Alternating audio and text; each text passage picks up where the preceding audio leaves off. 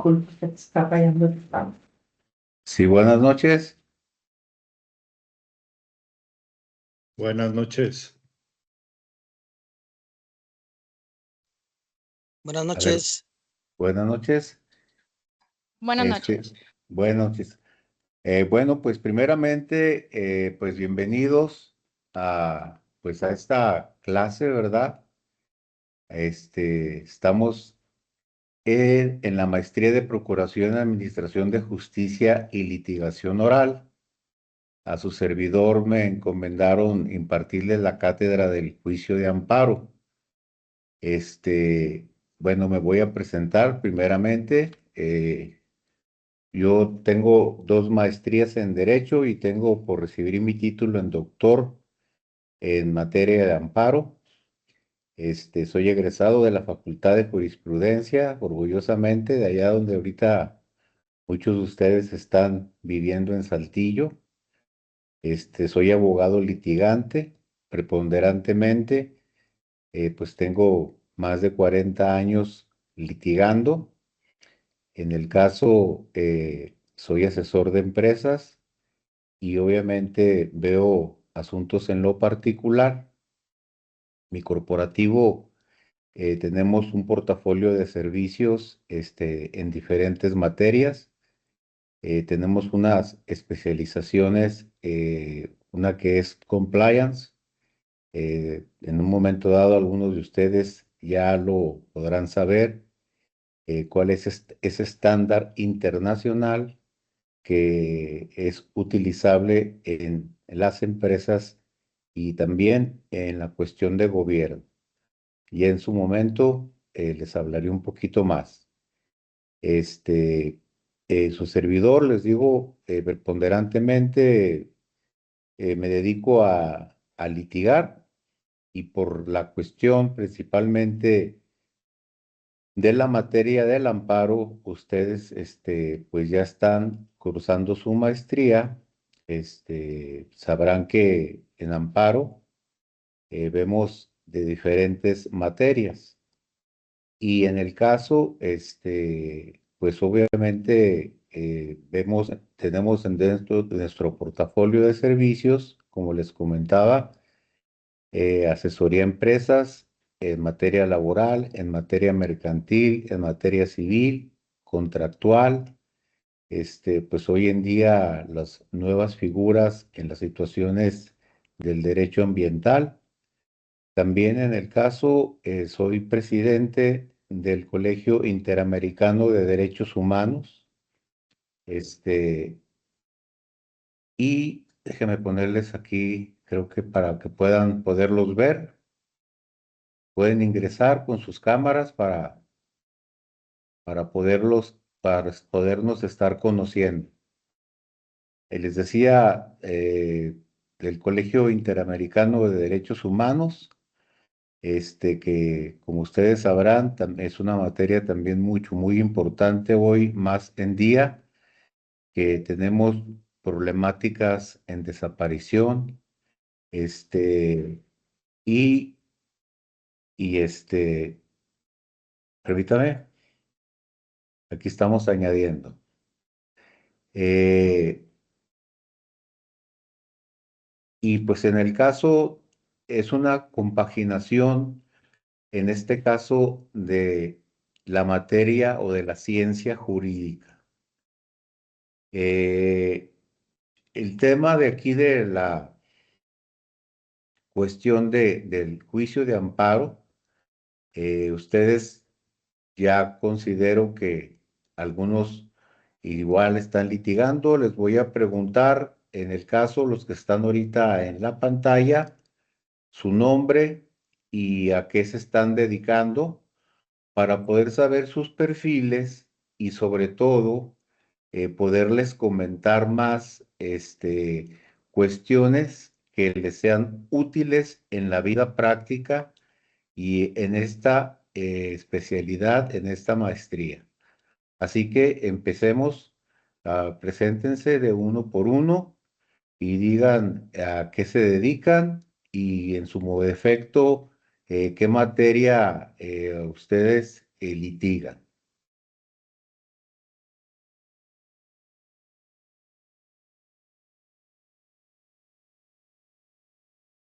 Adelante. Primero las damas.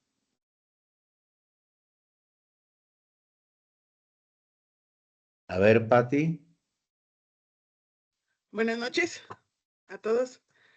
Me llamo Patricia Guadalupe Martínez para servirles. Hace un año egresé de la carrera de licenciatura.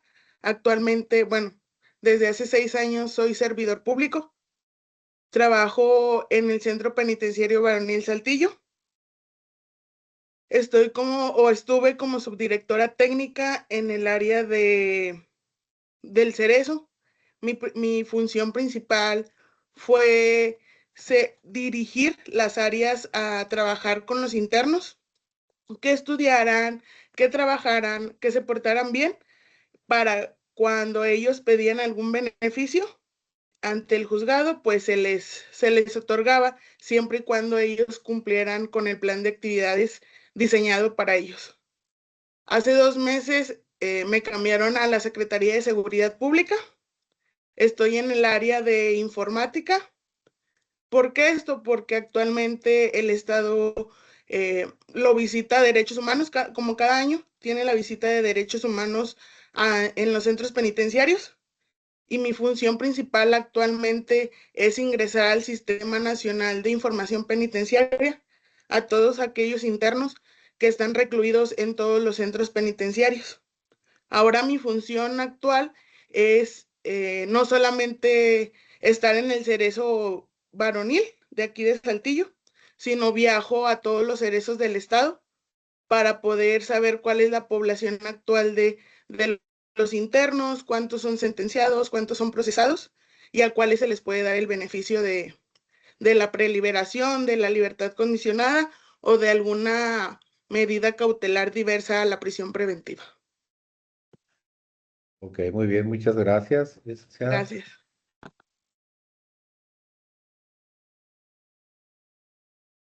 ¿Quién? Siguiente.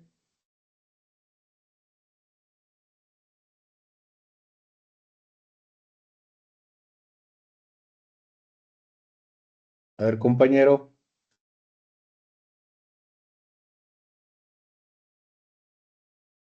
A ver, nadie se anima. Buenas noches. Buenas noches. Mi nombre es el licenciado Ismael Rodríguez Martínez. Soy egresado de la Universidad Autónoma de Nuevo León. Me egresé aproximadamente en el 2002, 2003 más o menos. A partir de cuando entré a estudiar en el 97 en la Universidad Autónoma de Nuevo León, inicié siendo pininos ahí con un despacho jurídico, con un abogado. Y ya después que me gradué, pues trabajé preponderantemente en áreas de gobierno en Monterrey. Y actualmente también estoy trabajando aquí en la ciudad de Saltillo en área de gobierno. Ahorita no estoy litigando, sí tuve un despacho jurídico aproximadamente unos 10, 12 años más o menos. Pero ahorita ya de 2018, 19 más o menos, a la fecha ya no he litigado, pero espero volver a retomar la carrera de litigio. Y por eso estamos aquí para seguirnos preparando. Muy bien, muy bien. Gracias. Felicidades. Gracias.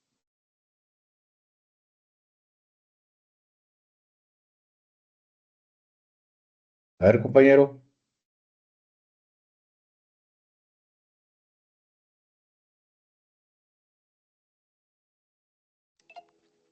Buenas noches, ¿cómo están, compañera, compañeros?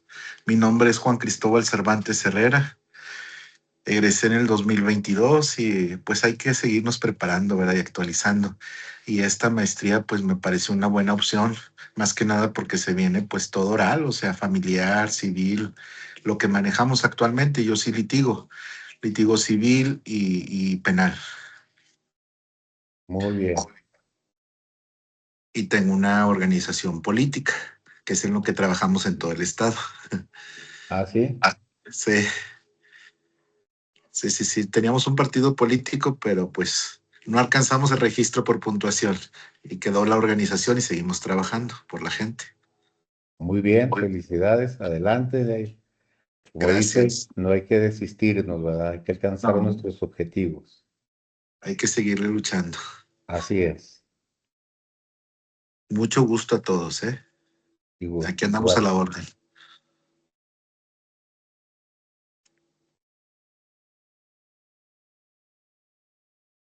A ver, el último compañero que ahorita está en pantalla.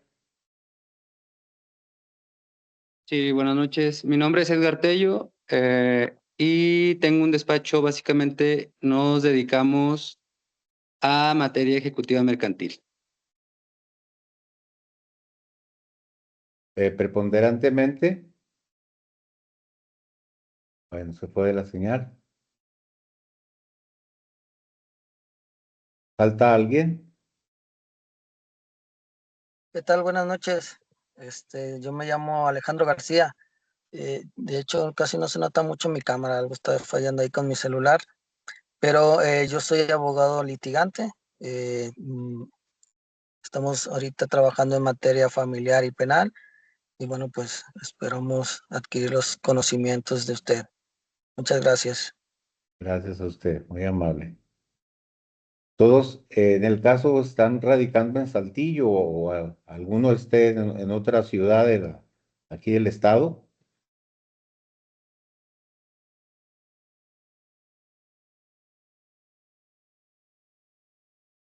Yo, Ismael Rodríguez, aquí vivo en Saltillo. A sus órdenes tiene su casa. Muchas gracias. Igual aquí Alejandro García, también estamos aquí en la ciudad de Saltillo para servirles. Gracias.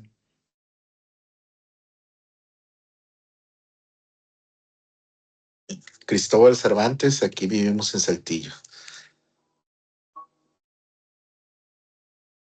Bueno, como en el caso, ya ustedes han estado en cierta, no en cierta medida, pues, ya pasaron por la carrera, por lo que me comentan, tienen cierta experiencia en el litigio. Y obviamente, por alguna de las circunstancias, en cualquier litigio que hayan visto o estén atendiendo, pues seguramente ya habrán ejercitado la acción de amparo.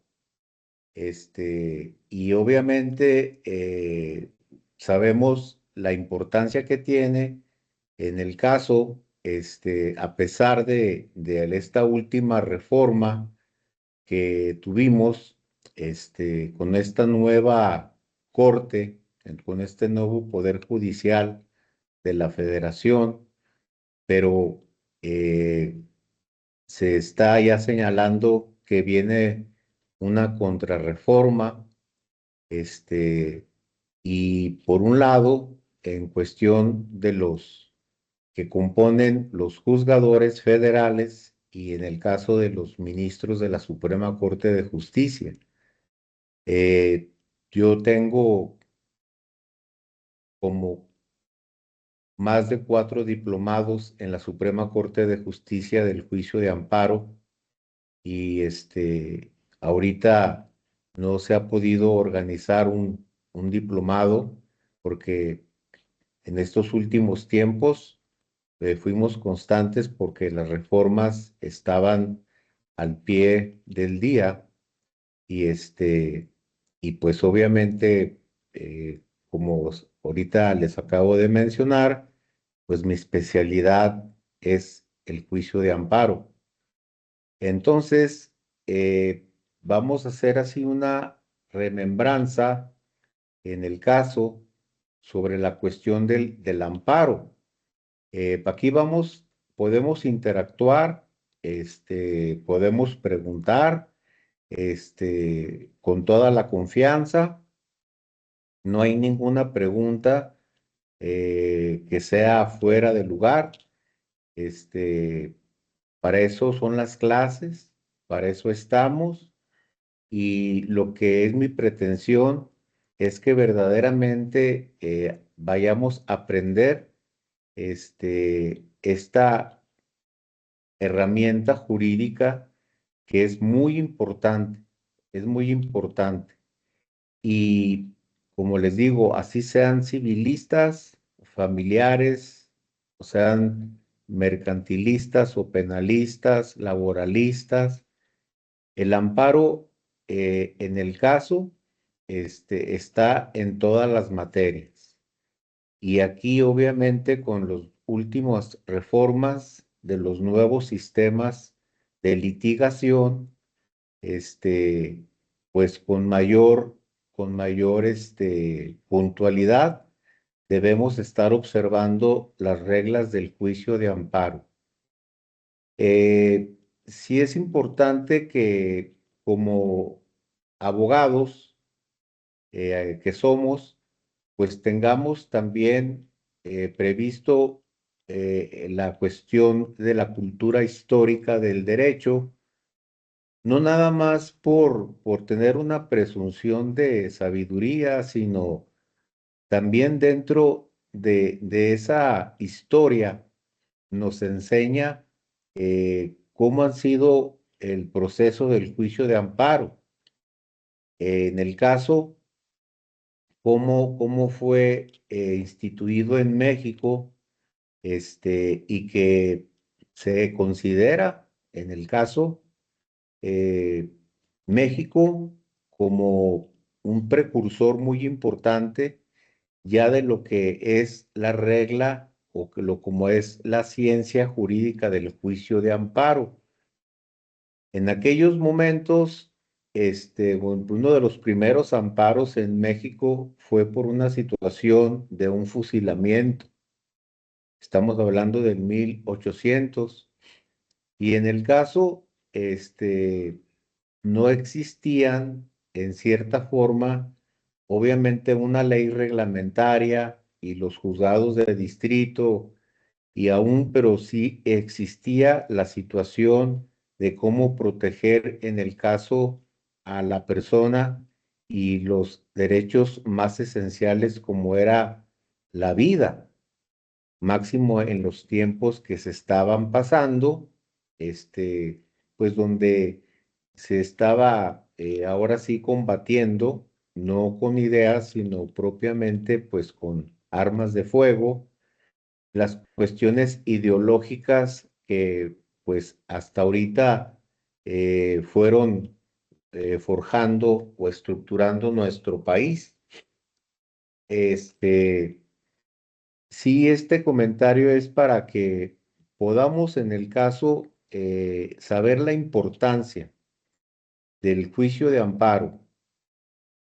Lo que aquí en el caso, uno de los que fueron considerados, ¿verdad? En su momento, ahora sí, que instituyó prácticamente o se instituyó su libro en todas las facultades, al menos su servidor lo llevó como libro de texto, El juicio de amparo de Ignacio Burgó Orihuela, que tuve el honor de conocerlo cuando era estudiante en la Facultad de Jurisprudencia. Nos lo llevaba el licenciado don José Fuentes García. Don José Fuentes García, pues ustedes tal vez uno lo conozcan o lo hayan escuchado. Fue mucho tiempo el presidente del Tribunal de Justicia del Estado de Coahuila. Y pues tuve el honor, ¿verdad?, de que fue mi maestro en Derecho Constitucional y Amparo.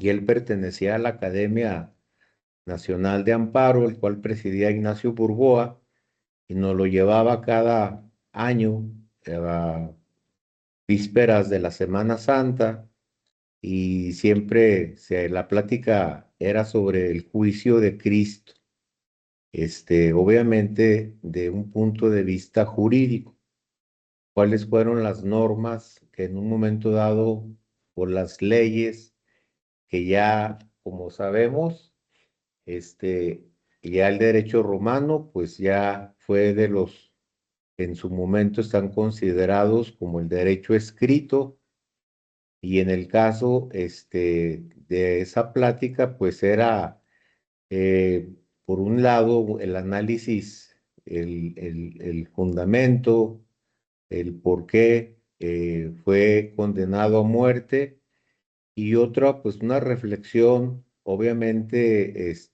política, sociológica, que pues es un tema que en su momento, cuando tengan oportunidad, por ahí compren El juicio de Cristo, de como autor Ignacio Burgoa. No sé si ahorita en sus libros de texto, en su carrera, hayan llevado a Ignacio Burgoa, pero de mi punto de vista es uno de los tratadistas que en su momento fueron de los mejores o han sido de los mejores, porque bueno, ahorita hay unos también muy sobresalientes que obviamente están adecuando el juicio de amparo a ahora sí, cómo ha crecido en el caso el círculo de protección de los derechos del hombre, que a través precisamente de los derechos humanos, hay una expansión mucho más fuerte, porque ya en el caso, al hablar de los derechos humanos, pues es hablar sobre las convenciones interamericanas, o en su momento tratados internacionales, que ahorita hay una noticia ahí muy a la vista de todos, que estamos hablando sobre la cuestión de extradición, de lo que se está ahorita pasando en nuestro México, sobre la situación política, que todos lo sabemos.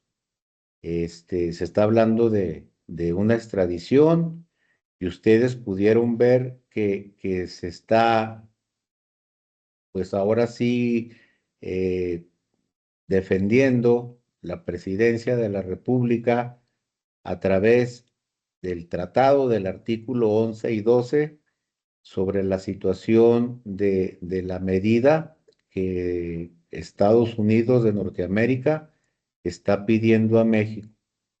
Y ahí precisamente en su momento, si en el caso hubiese una violación a ese tratado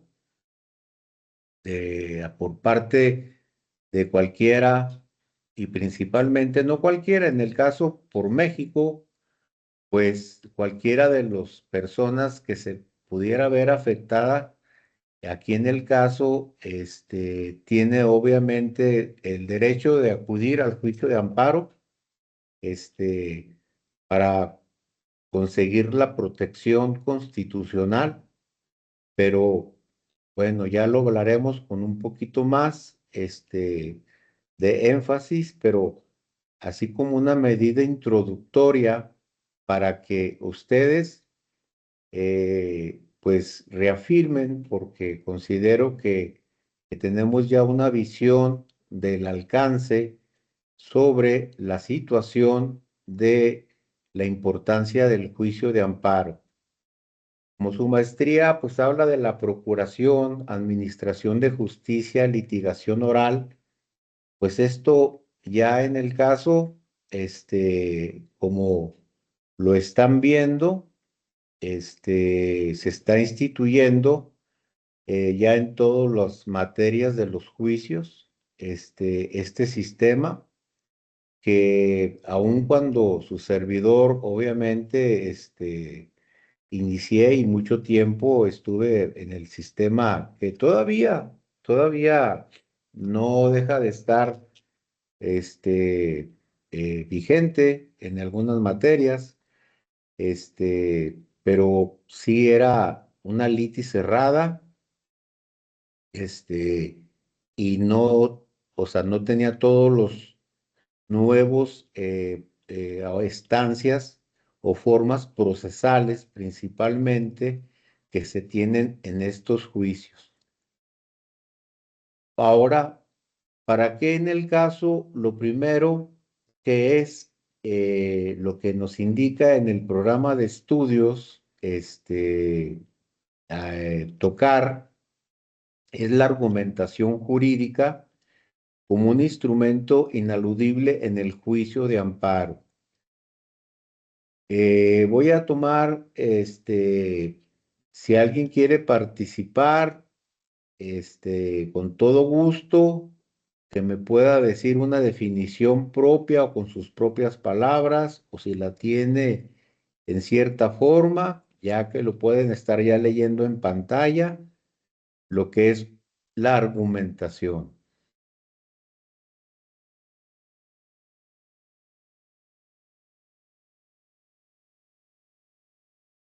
Bueno, aquí en el caso, empezando desde los vocablos, ¿verdad? El objetivo y estudio que presenta como finalidad un acercamiento a la teoría de la argumentación jurídica, enfatizando que un argumento bien fundado es aquel que resiste a la crítica que puede presentarse en un caso que satisfaga los criterios requeridos para obtener una resolución o sentencia. Asimismo, establecer la importancia de la interpretación jurídica. Como pueden ver, aquí ya estamos iniciando ya propiamente en la materia. Y como aquí están observando, pues el argumento es prácticamente una situación muy importante de cómo en el caso argumentamos la petición en un juicio o en una demanda de amparo. La argumentación la podríamos considerar dentro de la demanda de amparo en el capítulo de conceptos de violación. Acuérdense en el caso que existen dos clases o dos juicios de amparo, que uno se llama amparo directo y otro amparo indirecto. Por tal motivo, en los dos juicios es muy importante la parte argumentativa que ustedes como abogados, como abogadas, van a realizar a efecto de que prospere, porque en el juicio de amparo, acuérdense ustedes que su primer fin teleológico es contra los actos de autoridad o contra leyes. En la reforma de esta última década, saben ustedes que se pueden presentar amparos contra personas. Anteriormente eran las dos cuestiones fundamentales, que el juicio de amparo nada más podría alzarse contra un acto de autoridad y en contra de una ley.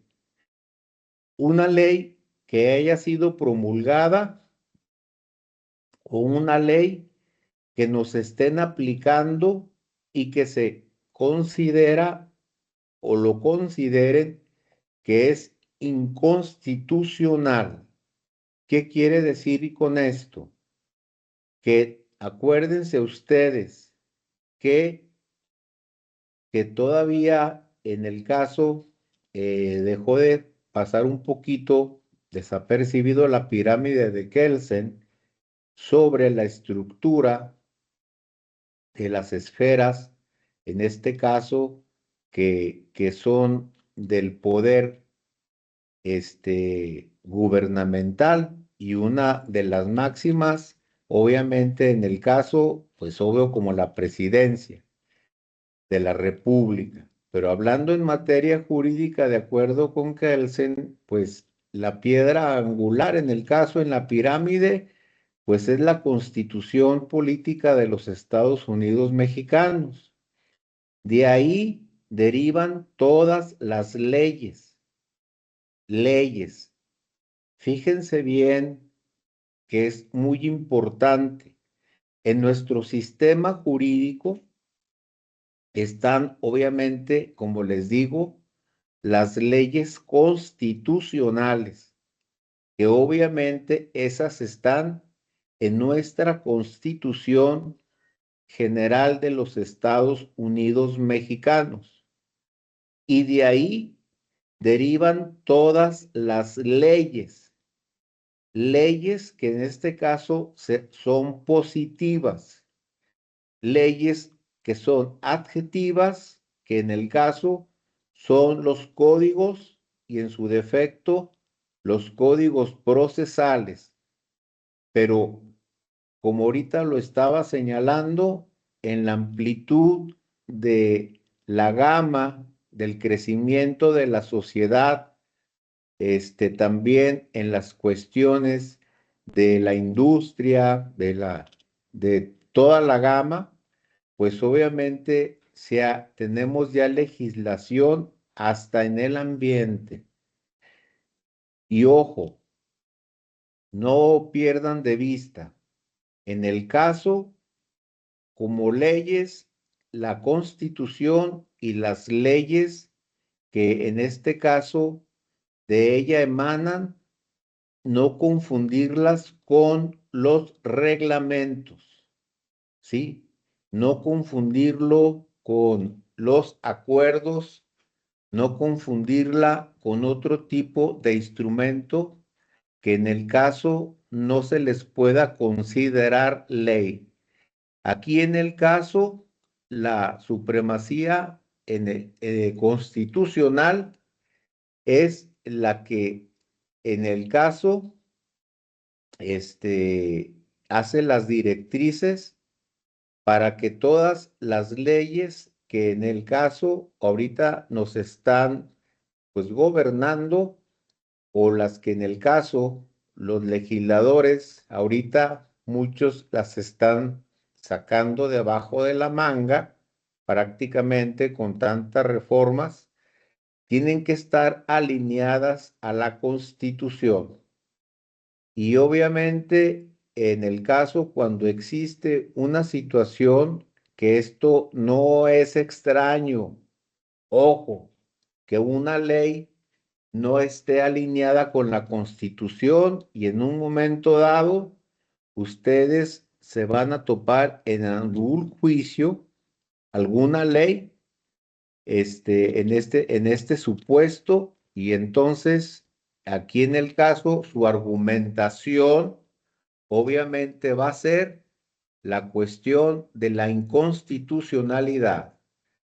Pues vemos que la argumentación significa, pues aquí les hice una, ahora sí, transcripción, ¿verdad? Que es una cuestión de disputa. A veces decimos que dos personas tienen un argumento en una discusión, pero no representa lo que realmente son los argumentos. Asimismo, significa ofrecer un conjunto de razones.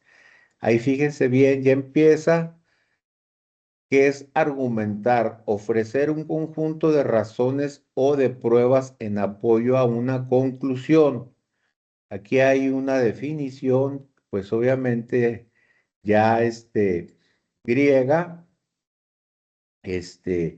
pero fíjense bien, estimados compañeros, alumnos, no sobrepasen en el caso esta literatura, porque en esto ahí los abogados litigantes encontramos soluciones.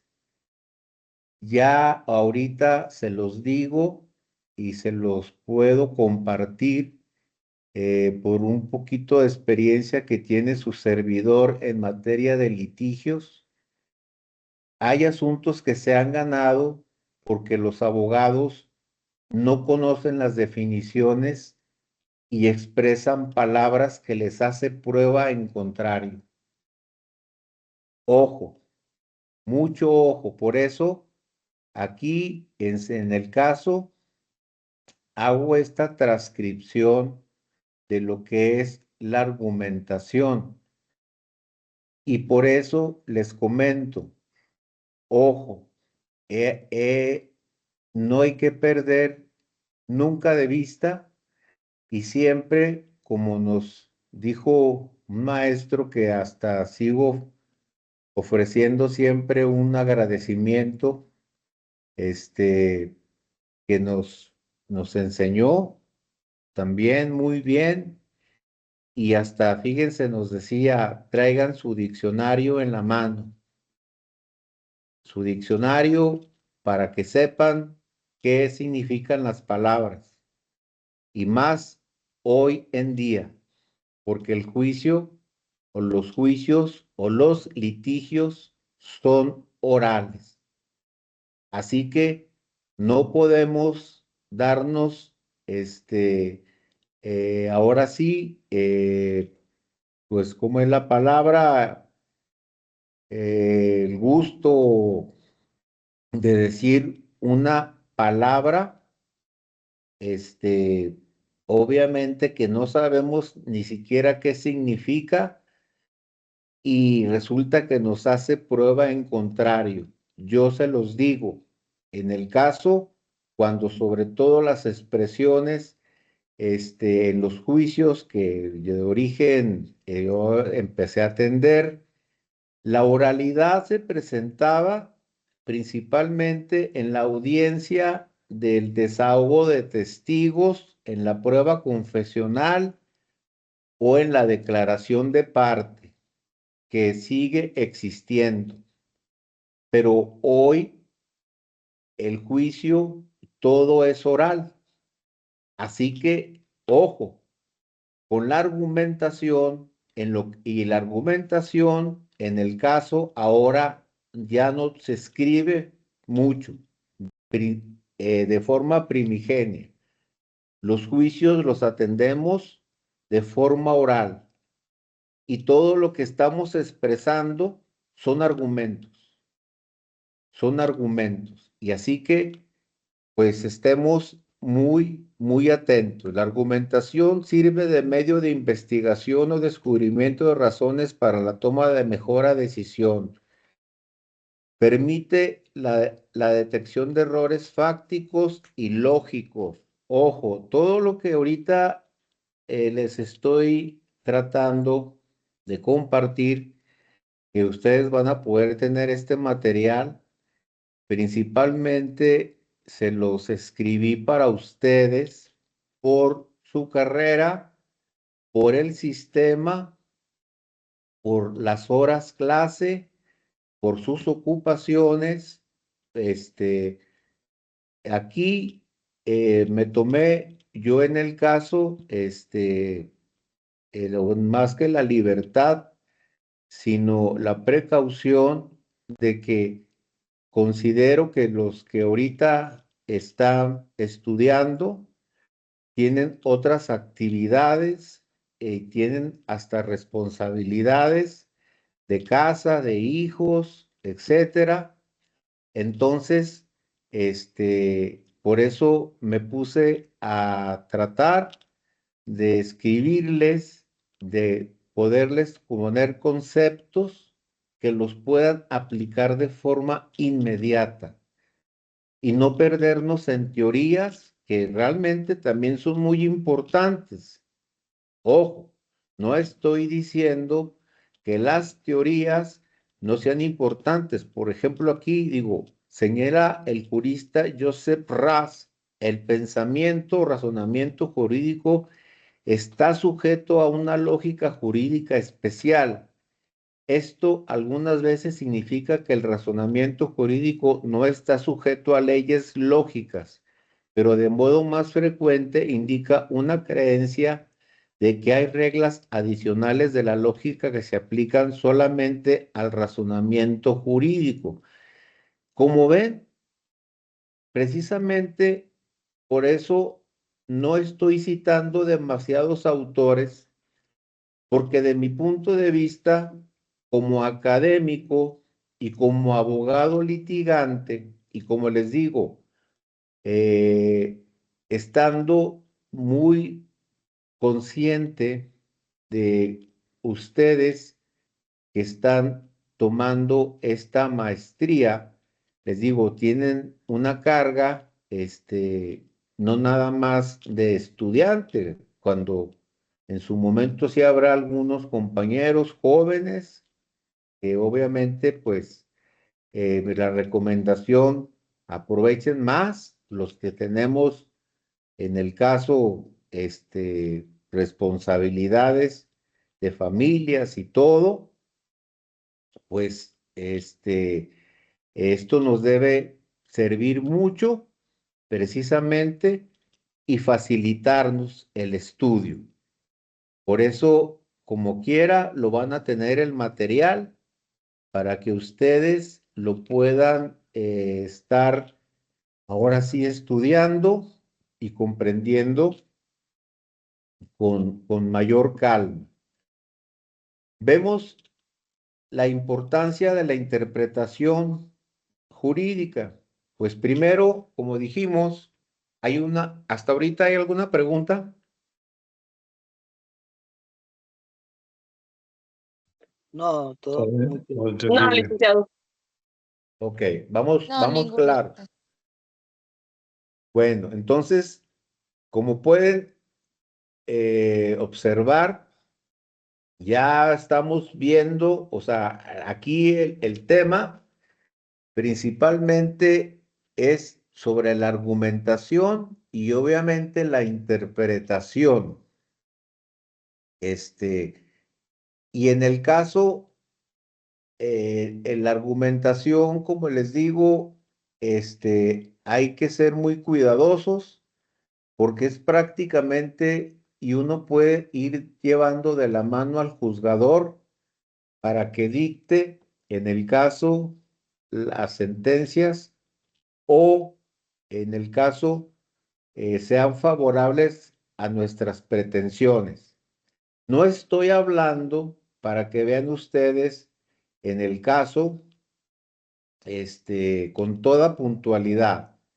Estamos hablando sobre la cuestión de la argumentación e interpretación y en su defecto un resolutivo. Y aquí, fíjense bien, no estamos hablando de justicia. La estamos ahorita dejando a un lado porque en el caso, en la defensa o en la representación de un cliente de nosotros, si nos comprometemos a llevar sus asuntos y defenderlos, sobre todo si son demandados, pues al final de cuentas tenemos que ahora sí defenderlo, pues con toda la capacidad, sin decir, oye, por justicia. La justicia es otra cuestión que después trataremos, pero aquí el que mejor argumenta en un juicio y el que mejor lo va a llevar es el que va a ganar. Así de sencillo, ¿eh? Así de sencillo. No es que, sí, yo creo en la justicia. Imagínense, tengo más de 40 años litigando, o sea, más mi vida como abogado, creo en la justicia, creo en el derecho, pero en la realidad, y precisamente por eso ustedes se siguen preparando. Y como les comenté, vamos a hacer, o en su defecto, intentar de su servidor que esta clase le sirva. Entonces, que la interpretación, pues va a ser la parte continua en el caso sobre la cuestión de los argumentos. Y como le digo, una cuestión histórica, dice la antigüedad técnica, interpretativa, jurídica, poética, mítica, religiosa, teológica, y se hablaba asimismo de hermenéutica histórica, jurídica. psicoanalista o sociológica. Interpretación se entiende como proceso de comprensión en sentido del autor que se llama Martin Heidegger. La interpretación jurídica ha sido una realidad presente a lo largo de la historia del derecho. Sin embargo, no ha existido una unidad en cuanto a los criterios, métodos de interpretación, las cuales han sido muchos y muy distintos. Sin embargo, en esto satisface por sí solo las necesidades de la interpretación del derecho, pues todas son parciales y fragmentarios, es decir, en unos casos funcionan, en otros no. Y ahorita vamos a ver cuáles en un breve estudio. Fíjense bien lo que ahorita les estoy indicando. De la interpretación, desde que el hombre en el caso empezó, ahora sí, a pensar, ¿verdad? Valga en cierta forma una redundancia, acuérdense que dijo cómo nació la propiedad privada, recordemos eh, la evolución del hombre, que también tiene muchas situaciones, que la teoría de Darwin y que el Homo sapiens y todas las situaciones que en un momento determinado, pues sí hay en cierta medida una medida de cómo la sociedad en su momento o el hombre ha avanzado a crear la sociedad. Y pues desde los tiempos, imagínense, pues eran cuestiones que míticas o religiosas y ya después teológicas cuando ya el hombre en sociedad empezó ahora sí a constituirse, empezó ahora sí a tener métodos de aprendizaje. Y obviamente, como pueden ver, desde un inicio, ¿sí? La interpretación nunca va a ser ahora sí de forma única o singular. Nos está diciendo, fíjense bien, desde la historia. Y yo les digo, ahorita en la vida real, la diversidad de criterios que tienen los juzgadores cuando se les pone un asunto en la mano.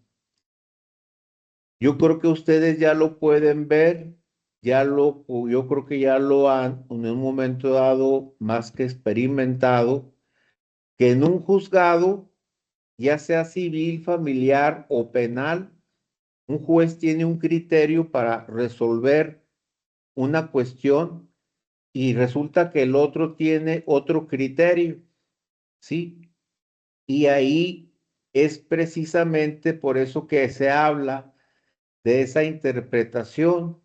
Si en el caso son disímbolas las interpretaciones, pero ojo, si son más que disímbolas, esas interpretaciones no se hacen bajo las reglas de la interpretación, nosotros como juristas, en un momento dado, acudiríamos al amparo para decir que esa interpretación en un momento dado ya se hizo inclusive y puede haberse hasta generado ya hasta un criterio en jurisprudencia. Y por eso hay que conocer, hay que estudiar cada asunto. Entonces, la interpretación, como en un momento dado, creo que todos de inicio como estudiantes o empezamos a litigar, bueno, al menos en su servidor, y se los confieso, ya sin pena alguna, yo decía, pues al principio, no, pues si dijo el juez, ¿verdad? Pues el juez, pues cómo no va a ser, ¿verdad? Pero si somos de abogados de guerra y pues ya venimos también dando y estudiando, pues nunca nos rendimos, ¿verdad? O sea, y sabíamos que eran interpretaciones equívocas o interpretaciones que inclusive pueden hacerse o se hacen de forma, ahora sí, inclinan la balanza para otro lado, saben de lo que les estoy diciendo. Entonces, ojo, en este tipo de situaciones, las cuestiones, como lo estamos viendo, de interpretación, en el caso, pues ahora sí, no nos asuste, no le tenemos que tener miedo que cuando nos resuelvan en un momento dado una situación ya en el orden legal, en el campo del litigio, ¿sí? No nos hagamos chicos, o sea, o pensemos que así como lo interpretó el juez, pues así debe de ser. Esto, aquí nada más digo, como una situación en academia en la que estamos, pues hay que recordar los métodos de interpretar, ¿verdad? Obviamente dice, hay una interpretación literal, que eso considero no tiene mucha situación de explicación, y porque es una cuestión que es prácticamente estar tomando la dimensión semántica de la palabra o del texto de la ley. Ah, esto dice la ley, esto es, ¿sí? Aquí, como les vuelvo a repetir, eh, ya ustedes lo habrán visto y en su momento, por eso les voy a hacer y subrayar la cuestión de lo que significan las palabras. No digamos palabras o nos quedamos con duda con una palabra. Ahorita les recomiendo, bueno, ya ni siquiera, ahorita les iba a decir, vayan y compren un diccionario. No, hombre, pues está el San Google, ¿verdad? Ahí en el San Google, todo, todo viene. Nada más. Bueno, ya después platicamos sobre la inteligencia artificial referente a las cuestiones legales y precisamente yo les puedo asegurar que nunca van a llegar a la situación de la interpretación como humanos que somos nosotros a los casos que vamos a atender. Así, porque aquí después yo le voy a dar mi resumen referente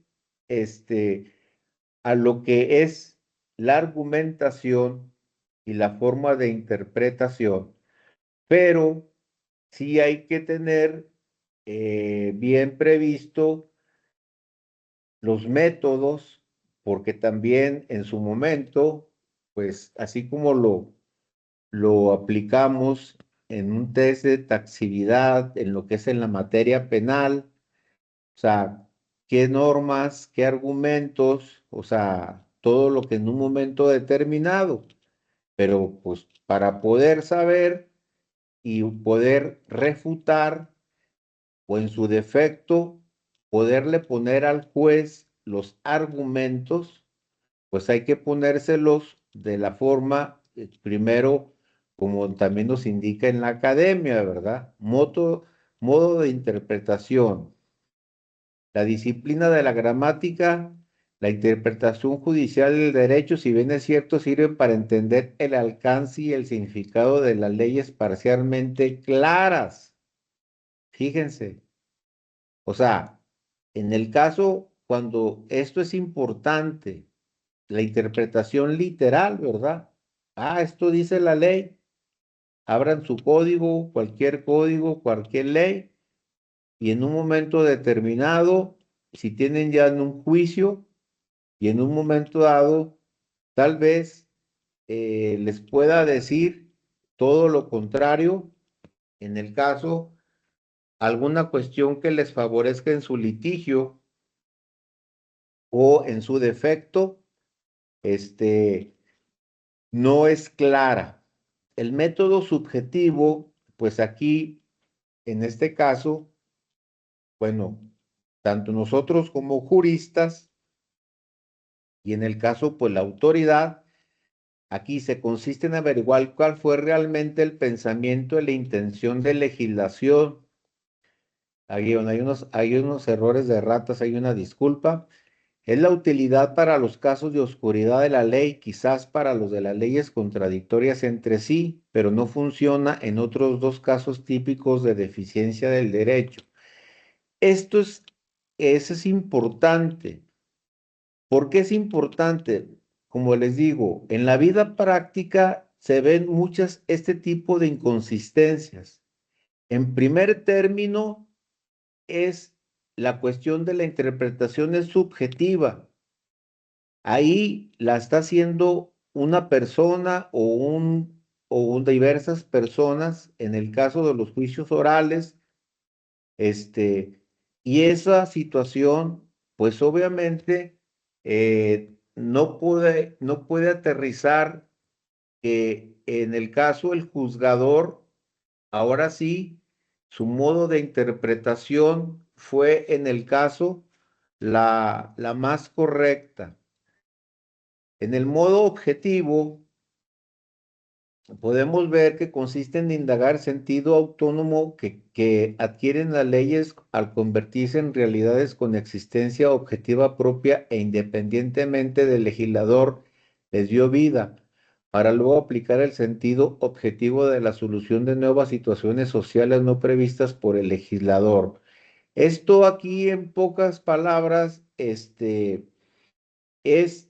aplicar las situaciones tal cual en primera instancia, como nos marca una lógica, pues leemos el código, tenemos un asunto, ¿qué nos dice la ley? Lo primero que vamos a hacer es leerla de forma objetiva.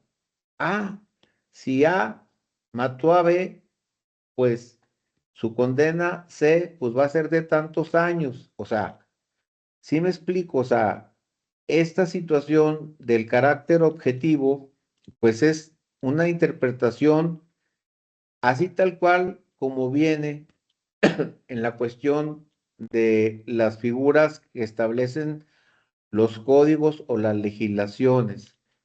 Aquí fíjense en el modo objetivo subjetivo que consiste en imaginar con respecto a situaciones no previstas por el legislador, la cual su voluntad, si es de derecho, hubiera sido previsto basándose en el espíritu de los criterios en que inspiró al regular las situaciones previstas y no aplicables. Estas cuestiones que ahorita así tratándolas, como pueden ver, provienen de muchas teorías y tesis de tratadistas. Y en el caso, pues no hay que dejarlas de ver nada más por la cuestión de que les digo, si hay cuestiones como por ejemplo hay leyes obscuras y leyes contradictorias. ¿Cuál es una ley obscura? En un momento dado, una ley que le falta claridad, y obviamente no establece con perfección, lo que en un momento dado, si es una ley penal, el cómo, el hecho, el que está siendo punible y lo deja en un momento dado de forma muy genérica. Y en el caso que también existen, pues hay leyes contradictorias entre sí.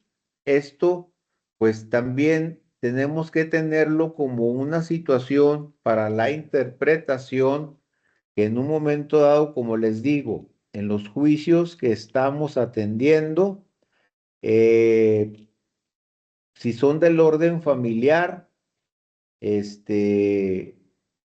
vemos que obviamente está nuestra primera ley, el Código Civil, el Código, bueno, para el proceso ahora que va a entrar el Código familiar, pero existen diversas figuras que entran, por ejemplo, ya en los debates de carácter familiar, como viene siendo el PRONIF. ¿Sí han escuchado el PRONIF?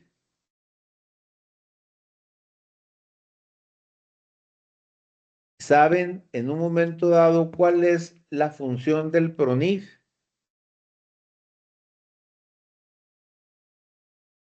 Defender a la familia, ¿no? Pues defender a las familias.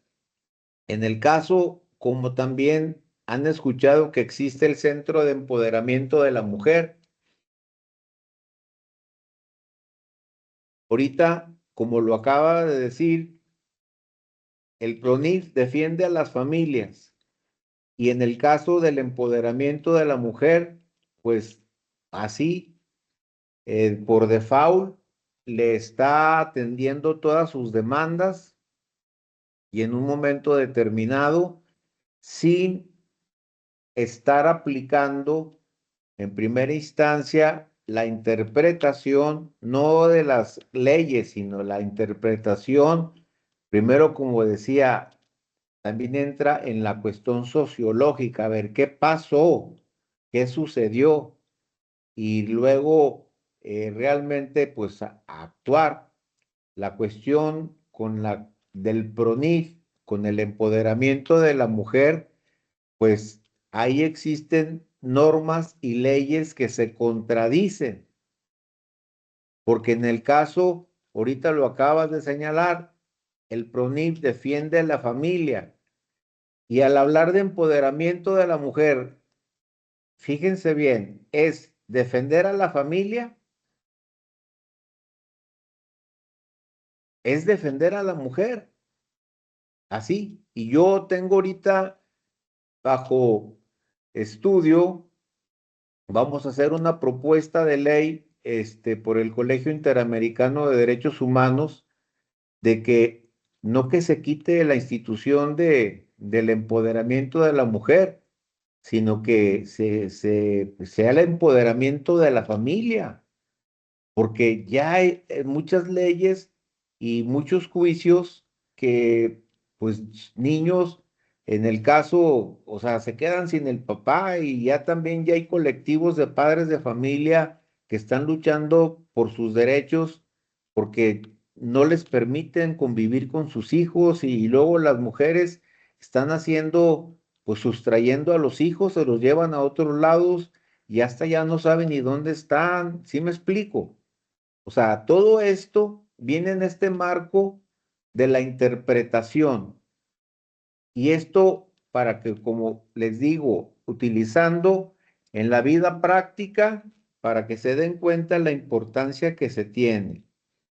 Bueno, los métodos históricos, como obviamente ahorita lo hablábamos, el método consuetudinario, pues obviamente era a través de los sentidos, del razonamiento que tenía el hombre sobre las situaciones que en un momento dado se le planteaban. Vamos a poner como un ejemplo, pues en el caso una casta o una tribu en su momento, y en el caso, pues, o sea, desde entonces, conforme al pensamiento de su época, o sea, se tenía que hacer una interpretación. Siempre esto es y ha existido. En el modelo análogo consta de encontrar una situación claramente regulada por la ley o semejante. En el caso, ojo, fíjense bien, aquí ya vamos a entrar a una vértice del derecho positivo mexicano. Fíjense bien, en la doctrina internacional nos habla una interpretación método análogo. Consiste en encontrar una situación claramente regulada por la ley, semejante, analogada a la situación no regulada, pero luego aplicar el criterio de la primera solución de la segunda es útil en los casos de lagunas legislativas y con mucha frecuencia resulta imposible encontrar situaciones análogas previstas por la ley. Método de mayoría de razón. En un método analógico que consiste en aplicar el criterio de solución a una situación claramente regulada por la ley, solución de una situación analogada, no regulada expresamente, en la cual aún más necesaria la aplicación de aquel criterio que tutela el bien jurídico. Esto, fíjense que en el caso, pues en la teoría general de la interpretación, en unos países sí aplican, de hecho, esta metodología cuando existen las lagunas de la ley, y considero que pues ya en la situación de la práctica y lo hayan visto inclusive en el primer año del derecho, donde les dieron introducción al estudio del derecho, pues aquí en el caso sabíamos que las fuentes del derecho, si las recuerdan, era la fuente real, la fuente procesal y la fuente histórica. Son las únicas que puedan en un momento determinado, ahora sí, ajustar a una laguna de la ley, que esto es algo no sencillo y menos en materia penal. Ahorita lo vamos a establecer desde el punto de vista constitucional y con la equiparación en otras leyes, que en el caso, el método de la cuestión de la interpretación de la analogía no es algo muy práctico y no, y puede tener sí muchas repercusiones, porque les digo ya de antemano, ahorita lo vamos a ver, como dice nuestra Constitución, nuestro pacto federal, a ninguna, no habrá en el caso aplicación de un criterio por mayoría de razón. En el caso, cuando del modo de la equidad consiste en adoptar un criterio de justicia contenidos en la norma abstracta con el fin de realizar óptimamente la justicia en caso particular para el cual la equidad es la justicia en el caso concreto.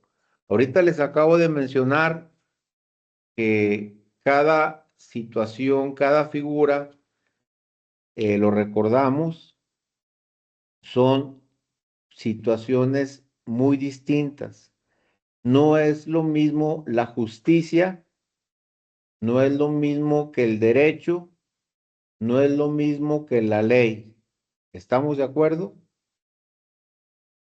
O sea, son situaciones totalmente distintas, y aquí, por ejemplo, pues dicen para interpretar de forma de equidad, pues ya habla de cuestiones de justicia, o sea, cuando en un momento dado el juzgador pudiera decir, no, pues Pedro sí estuvo más desfavorecido que Juan, y, y pues pues voy a favorecer a Pedro porque pues realmente estaba más indefenso que Juan. Pues esa interpretación de equidad obviamente la hace a través de los sentidos, y obviamente, pero ya estamos en otro rubro sobre la situación de la justicia.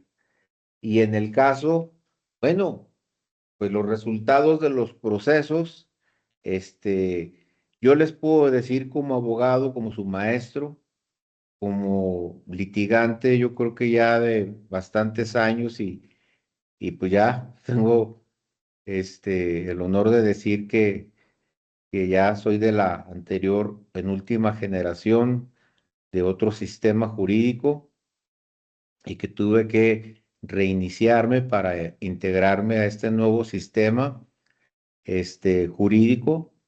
Lo que les quiero decir es que en el caso, como así nada más en una cuestión de un ejemplo, les puedo yo decir que el 90% de las personas que están sentenciadas en un cerezo tienen culpa.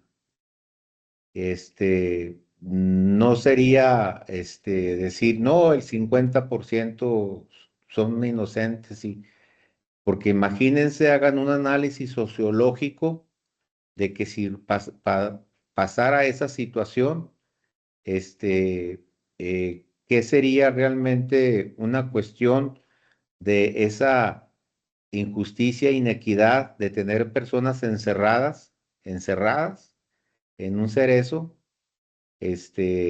siendo inocentes?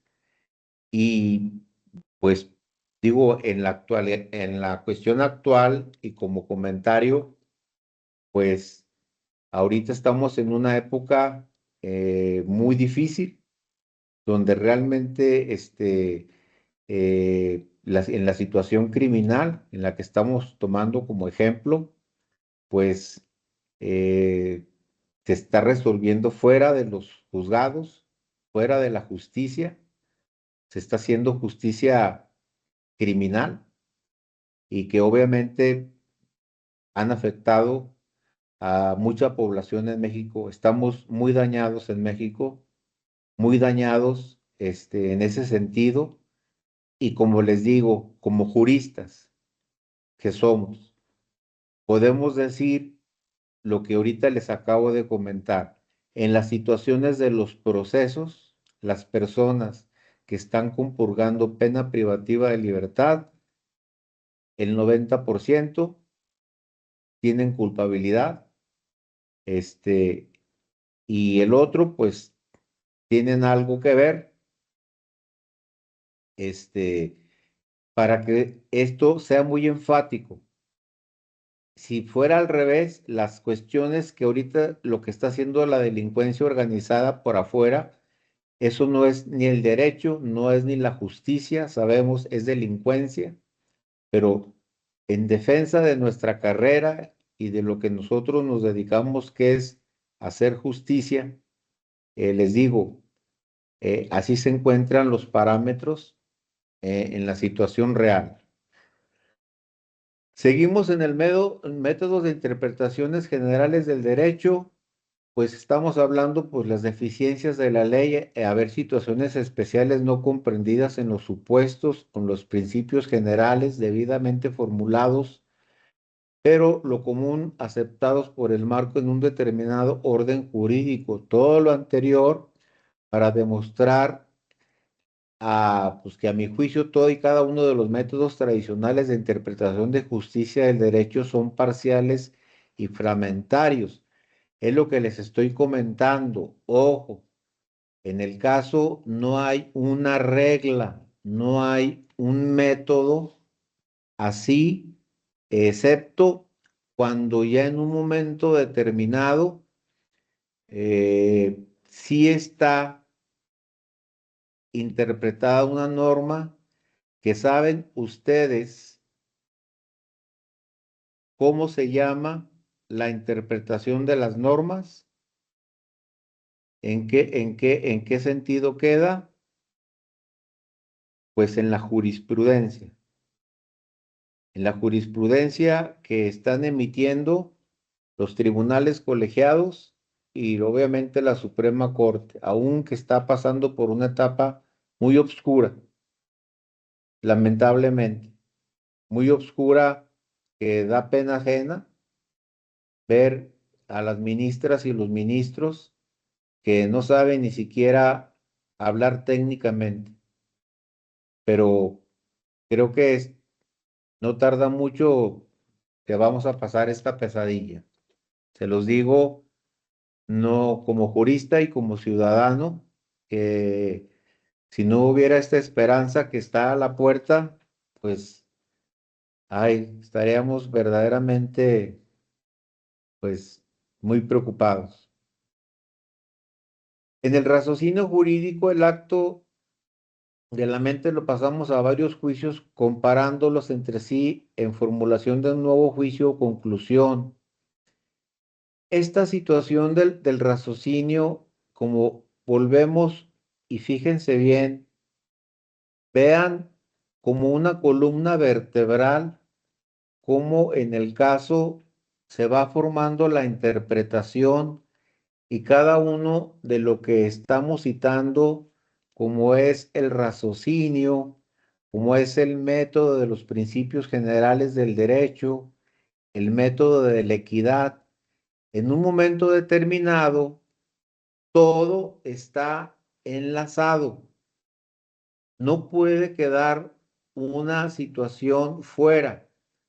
Y esto, en el caso para ustedes como abogados, en su argumentación, en primera instancia, cuando somos los que llevamos los juicios a los tribunales o en su defecto, los vamos a defender. En cualquier posición que se encuentren, deben de estar, no perder de vista todo lo que en un momento dado están en estas directrices, porque es lo que en el caso les va a atender los juzgadores. Y si en el caso su parte contraria descuida esto, pues obviamente tienen ustedes toda la gama para llevar a una resolución favorable, en el caso, una defensa, en cualquier tipo de materia.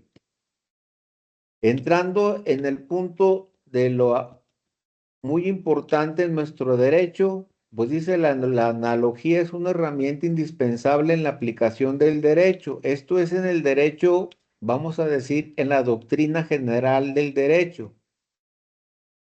La simple razón de que el espíritu de todo precedente y de la conformación de la jurisprudencia radica en la similitud, nunca en la igualdad de diversos casos sobre los cuales los órganos jurisdiccionales se han resuelto a lo largo de la historia del derecho.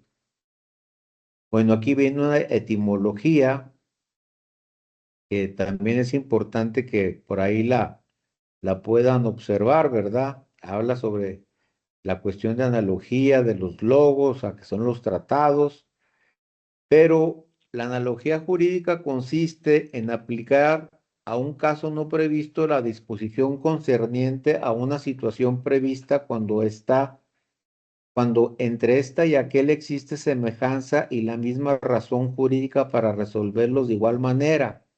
En la analogía jurídica se reúnen dos disciplinas importantes, la lógica y la axiología. Esta última porque el procedimiento de paralización o aplicación, perdón, de la analogía intervienen juicios de valor.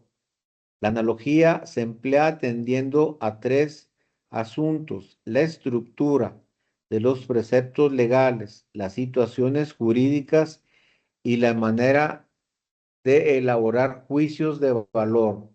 Fíjense bien, estamos hablando, no pierdan de vista, analogía. Estamos aquí en una cuestión donde no existe o existe propiamente un juicio que estamos atendiendo y que, pues es que no les puedo decir que sea igual. Yo jamás en mi vida como jurista y hasta este momento les puedo yo decir que no hay un juicio igual. Así. ¿Por qué? Puede ser, como decimos, ese homicidio, también ese es homicidio, pero si atendemos, fueron diferentes hechos y los hechos son los que componen la estructura legal para el análisis, para ahora sí hacer la argumentación, hacer el estudio, cómo se conformaron esos hechos. Entonces dice, lo importante de la argumentación analógica de derivado del problema en la apreciación de la semejanza o la identidad de razón por lo que al fin de evitar es necesario observar las siguientes reglas esenciales. Debe existir semejanza esencial, nunca accidental de los supuestos. ¿Creen ustedes que puede existir una semejanza esencial en un supuesto jurídico? O sea, en un hecho, como ahorita les digo, en un homicidio. ¿Creen ustedes que va a haber una semejanza? nada más porque decimos, sí, lo mató con un arma de fuego. Bueno, ahí hay una semejanza, pero realmente para el estudio del delito tenemos que estudiar, o sea, todo el antecedente, por qué, cómo, cuándo, muchas situaciones que hoy, y se los digo, compañeros, muchos abogados que están estudiando y muchos especializándose en la oralidad procesal, que no es nada malo, pero se están olvidando de las figuras jurídicas. Por eso aquí, ojo, fíjense cuando en un momento determinado puede estar en una audiencia y tal vez el fiscal, ustedes están en una defensa y les va a decir que como el asunto se parece así, simplemente cuando dice parece, palabras que parece, creo, o sea, todas las cuestiones que son de palabras inciertas generan obviamente la inseguridad jurídica y es donde uno tiene la forma de apropiarse de esas malas formas de litigación.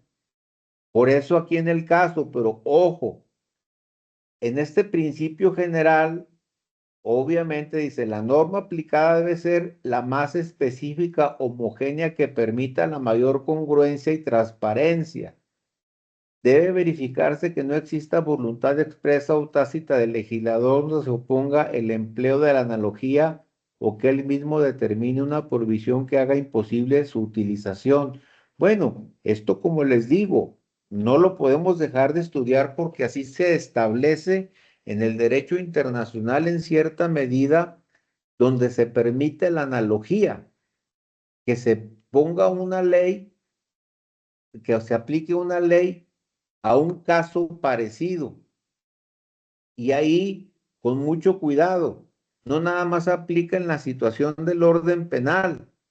Ojo para los mercantilistas, ojo para los civilistas, o sea, todo tiene una situación muy importante en la cual no nos pueden en ningún momento decir que una laguna o algún asunto, por analogía, se va a resolver de esa forma.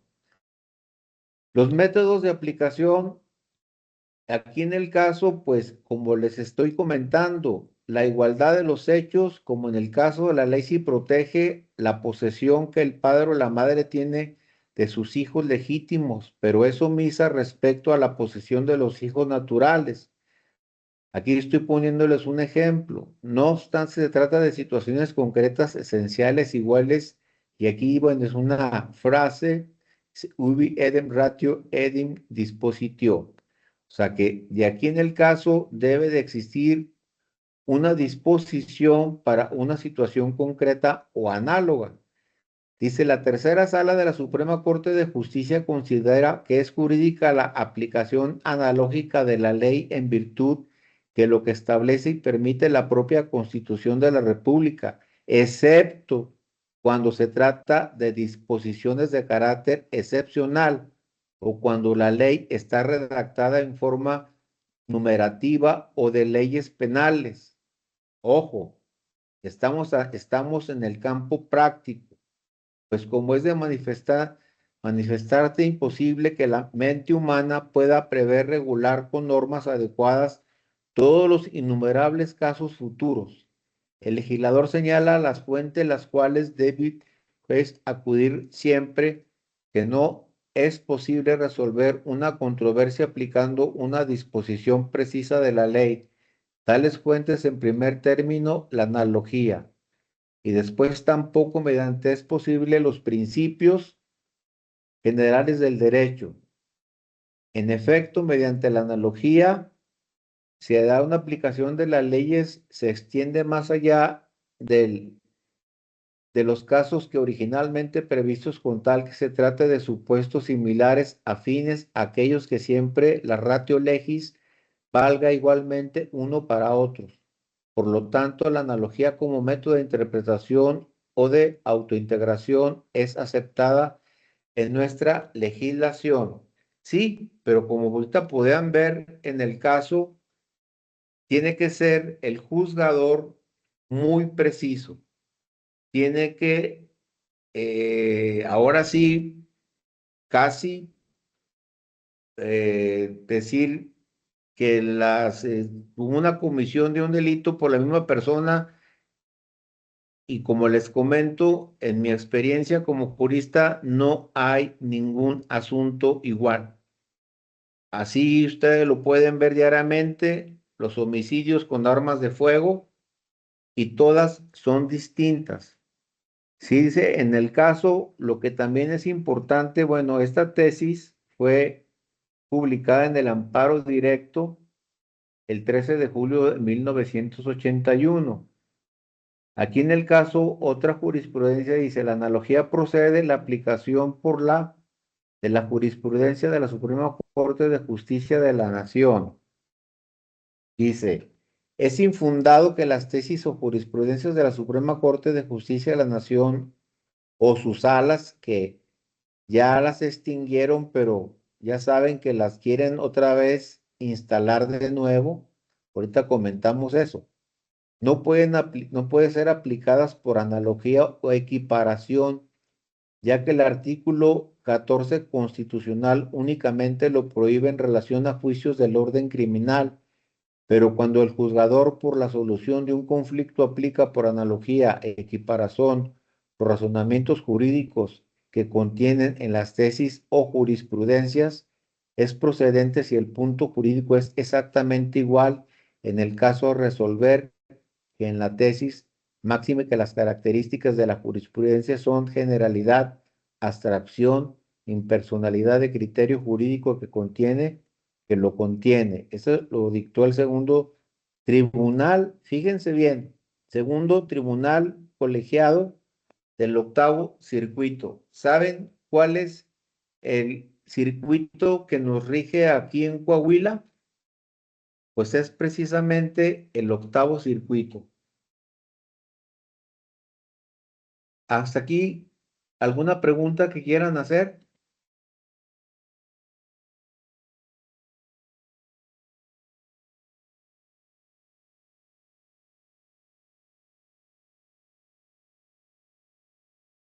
Bueno, continuamos.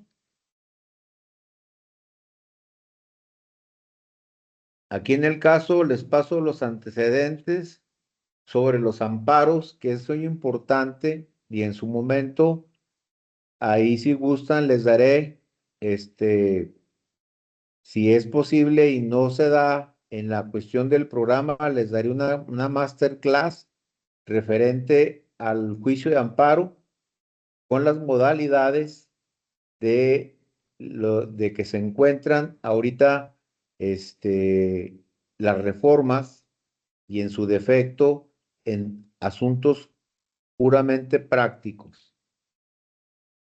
Aquí seguimos con la cuestión de la aplicación de la analogía. Dice otra jurisprudencia, cuando un caso determinado no esté previsto expresamente en la ley para deducirlo, el juzgador debe atender los métodos de aplicación, entre ellos de la analogía opera cuando hay una relación entre un caso previsto expresamente en una norma jurídica y otro que no se encuentra comprendido en ella, pero la similitud con aquel permite igual tratamiento jurídico beneficio de la administración de justicia, el tribunal en materia del trabajo del tercer circuito. Aquí en el caso dice, ¿para qué sirve la argumentación, la interpretación y qué utilidad tiene en el ámbito jurídico? Para ir cerrando, ojo, se ha destacado la importancia y la utilidad de la argumentación y de la lógica para el análisis, estudio e interpretación de las normas, la cual tiene como consecuencia una garantía de debido proceso para lograr una resolución o una sentencia. Eso es lo que les estoy subrayando en esta clase. Esta es la importancia verdadera, compañeros. Esto es donde tenemos nosotros en primera instancia cuidar en nuestra redacción, en nuestras defensas, en nuestras intervenciones como abogados, porque obviamente si tenemos o no, más bien no tenemos una verdadera y sustentada argumentación, pues obviamente vamos a tener resultados muy negativos. Aquí en el caso dice el argumento analógico y su aplicación dentro del sistema jurídico mexicano. El derecho moderno reconoce abiertamente la existencia de lagunas, así como de su necesidad de subsanarlas, sin que para ello vulnere el principio de seguridad jurídica y mucho menos de la legalidad consagrada en el artículo constitucional, el 14 constitucional. Ojo, ahí establece: a ninguna ley se le dará efecto retroactivo en perjuicio de persona alguna. ¿Esto qué quiere decir? Que si en el caso hay una ley que es, vamos a hacer un ejemplo muy concreto. Homicidio culposo, disparó un arma de fuego, Pedro mató a Juan. Pero obviamente es culposo porque pues sacó la pistola y se le cayó y se le dio la bala y le pegó en la sien a Juan y lo mató. Entonces, vamos a decir que en el antiguo Código Penal decía pues que era un delito que ameritaba más de 5 años de prisión y pues por lo tanto no tiene ningún beneficio. Y resulta que ahora se promulga el nuevo código, la nueva ley procesal, y se habla sobre la taxatividad, sobre todo el estudio del delito, etcétera, y resulta que dice, no, pues no es delito intencional.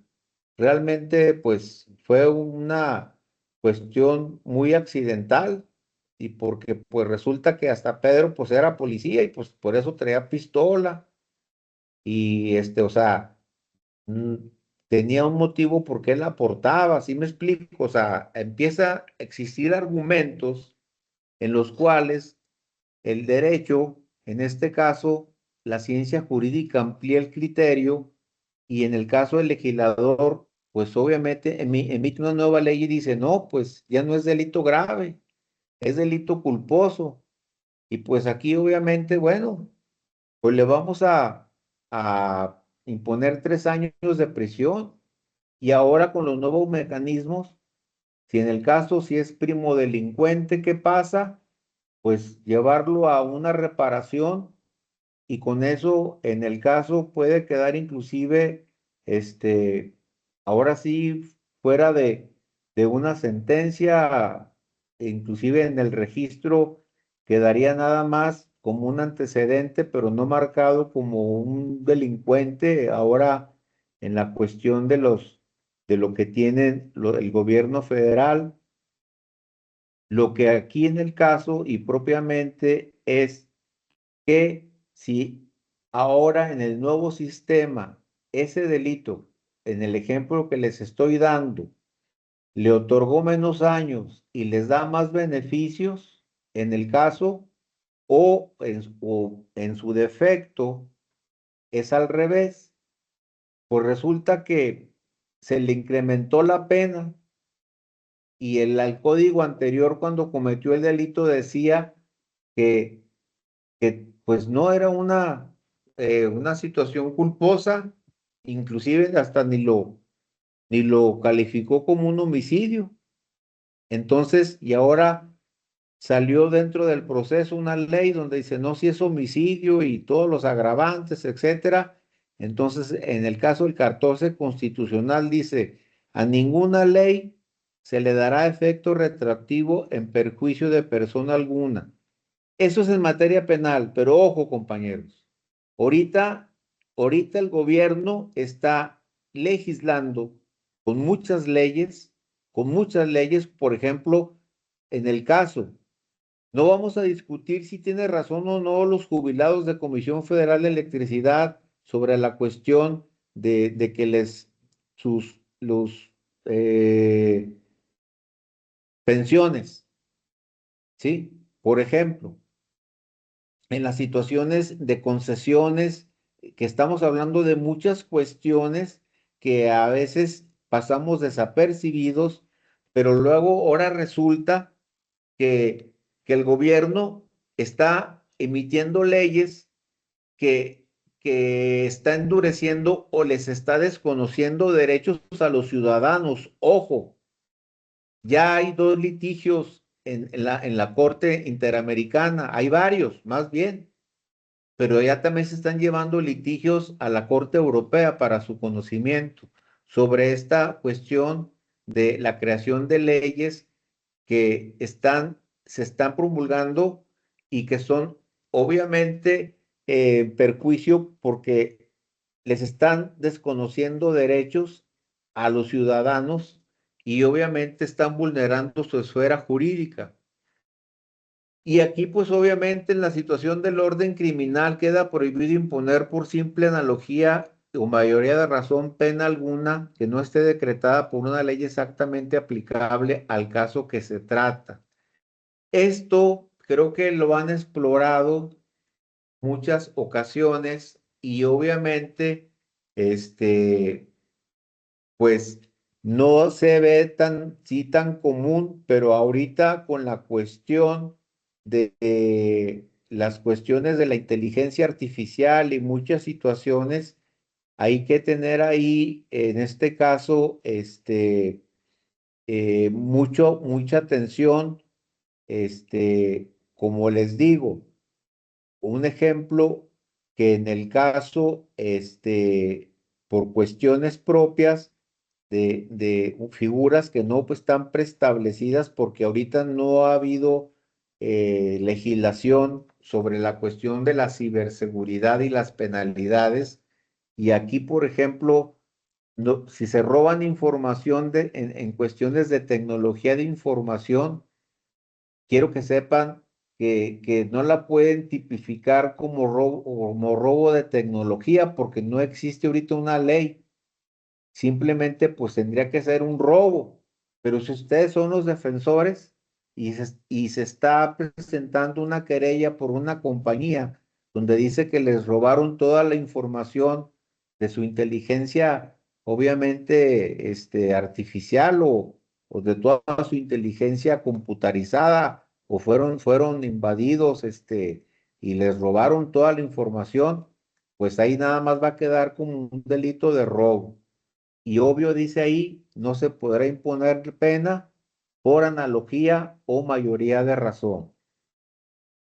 En el caso del derecho moderno, compuesto de normas abstractas generales como la aspiración de validez, busca garantizar la legalidad y seguridad jurídica. Resulta indiscutible que en materia penal por analogía sea prohibida atendiendo al principio nula pena, nula lege, nula pena, sin crímine, nula crímenes sin pena. Quiere decir, es nula la pena que no esté legislada y en su defecto, pues no hay crimen que no amerite alguna cuestión de penalidad si no está perfectamente preestablecida en un código penal. Para esto, en el caso, sí refiere a una cierta diferencia lo que señala en el caso de las garantías constitucionales en materia civil, que dice en el artículo 1858, si los contratos que estén especialmente reglamentados en este código se regirán por las reglas generales de los contratos, por las estipulaciones de las partes que lo fueran omisas y por las disposiciones del contrato en las que tengan más analogía de los reglamentados en este ordenamiento. Fíjense bien, así en el caso, toda esa situación que habla es lo que estipula, por ejemplo, lo que les decía de la interpretación de la ley, lo que les acabo de leer, dice, los contratos, ya para terminar, que no están especialmente reglamentados en este código se regirán por reglas generales. ¿Qué quiere decir? Fíjense bien, esto es muy importante para concluir, porque la argumentación e interpretación. Hay contratos de arrendamiento, hay contratos de compra y venta, hay contratos de comodato, etcétera. ¿Sí? Y hay contratos que no tienen nombre y esos contratos se llaman atípicos, pero dice la jurisprudencia que en el caso el contrato se va a interpretar conforme estipularon la voluntad de las partes. Es decir, si no estipulamos un contrato por decir de compra y venta, pero Juan está establecido que le compró un carro a Pedro y fijaron el precio y todo lo demás, pero no le pusieron contrato de compra y venta, a eso podría referirse ese artículo que dice, no, pues se va obviamente a reglamentar por los principios generales. No, no son los principios generales. O sea, la interpretación de un contrato, ojo, se va a hacer de forma literal a la voluntad de las partes. ¿Qué quiso decir una parte y cuál es el acto jurídico? ¿Sí? El cual obviamente sí debe de estar reglamentado por disposición de la ley que sea un objeto lícito. Pues ahí en el caso dice, no, pues es un contrato de compra y venta. Y esto que refiere que si las partes fueron omisas por las disposiciones del contrato con el que tengan más analogía de los reglamentados en este ordenamiento. Eso está así totalmente superado, compañeros, completamente. Ahí se basa a la literalidad y es así de sencillo que por alguna causa no le pusieron contrato de compra-venta. Pero como les vuelvo a repetir, se va a basar a lo que se dice en el contrato por la voluntad de las partes y que sea lícito. En materia administrativa, dice, los derechos del autor a que refiere esta ley se reconocen respecto a obras de las siguientes ramas. Descartaremos el uso de interpretación analógica, ayudar a establecer límites de nuestras interpretaciones de la ley, los límites que les estoy diciendo, y opera cuando hay una relación entre un caso previsto expresamente en armonía jurídica y otro que se encuentre comprendido en ella. Por tal similitud con aquel permite igual tratamiento jurídico en beneficio de la administración.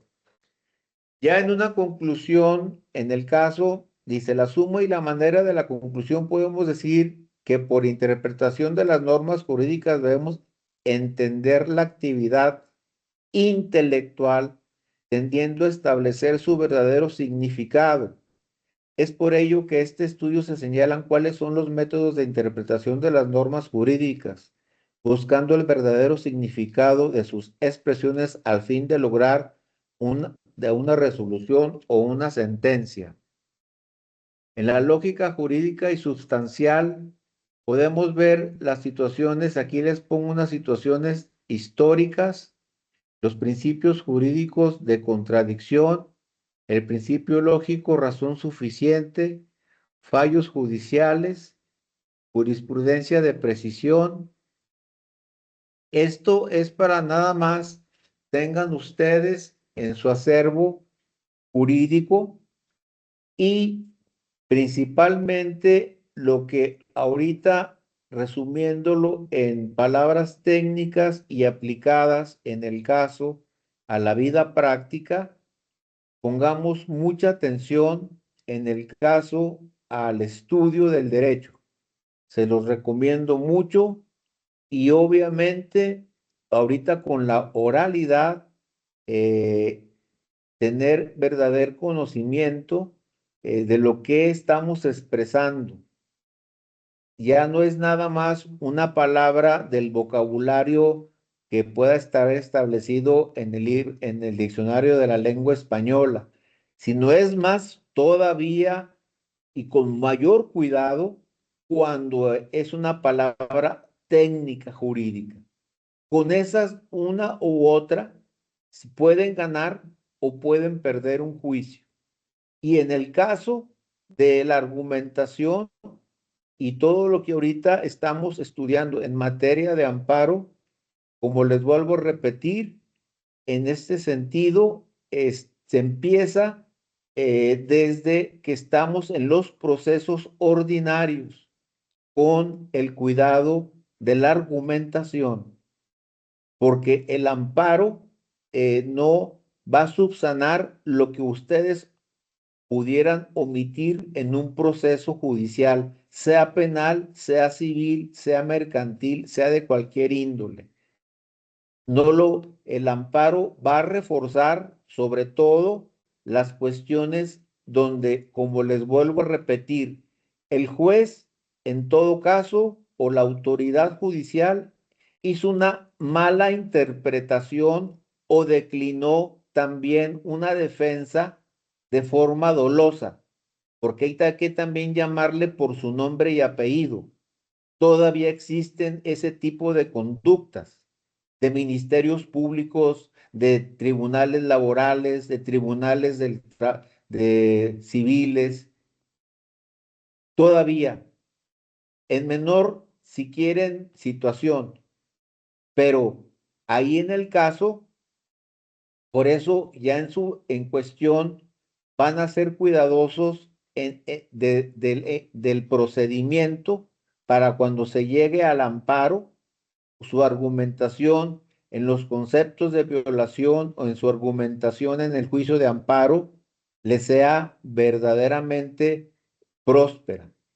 Y con esa situación, como les digo, no se van a corregir los errores que en un momento dado, si la contraria los cometió y ustedes no los corrigen, ¿saben cómo se llama eso? Se llama convalidación del derecho y es en perjuicio de ustedes si no lo hicieron. Si ustedes vieron el error y no lo hicieron valer en el momento oportuno, convalidan. Y saben una cosa, no les va a servir de argumento en un juicio de amparo. Así de sencillo. Entonces, demos una lectura y pongamos mucha atención. Lo importante de la argumentación. Ya les daré un caso, sobre todo de la argumentación de mi punto de vista, que para mí, en el caso, va a existir uno que no se señala mucho dentro de la doctrina procesal, que es la capacidad de cada uno de ustedes. Así que, en el caso, si ustedes tienen además la argumentación, yo les diría, abran toda su capacidad porque va a ser una de las partes muy importantes.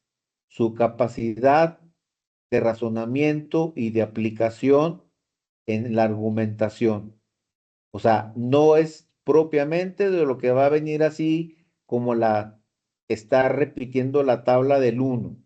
No, ustedes son los que van a acomodar prácticamente sus estrategias de litigio, que ese es lo que en su momento lo van a desarrollar más, poniéndose pues a estudiar. Dejamos las preguntas para otra clase, en su momento. Dejamos este capítulo y espero que pues esta charla, esta clase les haya servido. Muchas gracias. Gracias, buenas noches. Gracias, Muchísimas licenciado. gracias. Sí, Bueno, muchas nos gracias, vemos. maestro. ¿Quiere una pregunta? No, qué excelente cátedra. Muchas gracias. Pues la otra, vamos haciendo algunos análisis, sus preguntas, y espero que esto sobre todo les haya despertado su vocación como abogadas y abogados que son, y vean la importancia que se tiene. Estoy muy contento que verdaderamente estemos en conjunto aprendiendo, como bien dice nuestro decálogo del abogado, hay que estudiar siempre y creo que en conjunto y da gusto saber que somos varios juristas que sí nos interesa estudiar y saber. Así que les agradezco mucho su atención y nos vemos la próxima clase. Gracias. Gracias, hasta pronto. Gracias, maestro. Hasta luego. Y hasta luego.